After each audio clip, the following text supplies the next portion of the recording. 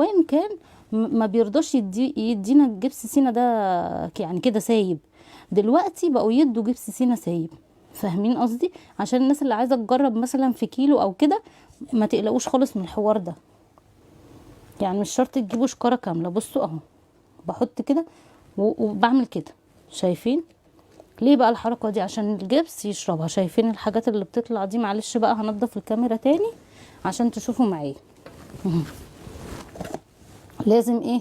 لازم نعمل الحركه دي كده، دي مهمه جدا، علشان احنا بنرش الجبس على سطح الميه وبعدين هو ينزل ايه؟ الميه تشربه.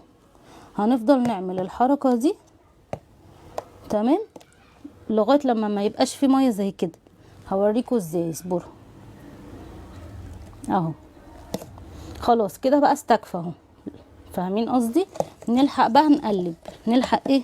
نقلب. نحط بقى الجبس كده على جنب ونقفله عشان ما يخشلوش رطوبه. لازم نحافظ على الشغل بتاعنا عشان ما يخشلوش رطوبه، لان لو دخلوا رطوبه هيبقى في مشكله عندنا تانية. ايه هي بقى المشكله؟ ان هو مش هيبقى كويس معانا، مش هيبقى كويس خالص في الحاجات اللي احنا بنعملها. هيبقى دايما داخله رطوبه. هنيجي بقى نورنش نقول هو ايه ده؟ هو ليه ما بيقبلش الورنيش؟ هو ليه بيشرب الورنيش؟ فاهمين قصدي؟ ده بيجي من الحاجات دي. بصوا القوام المفروض يبقى تقيل. فاهمين قصدي؟ القوام المفروض يبقى تقيل مش خفيف.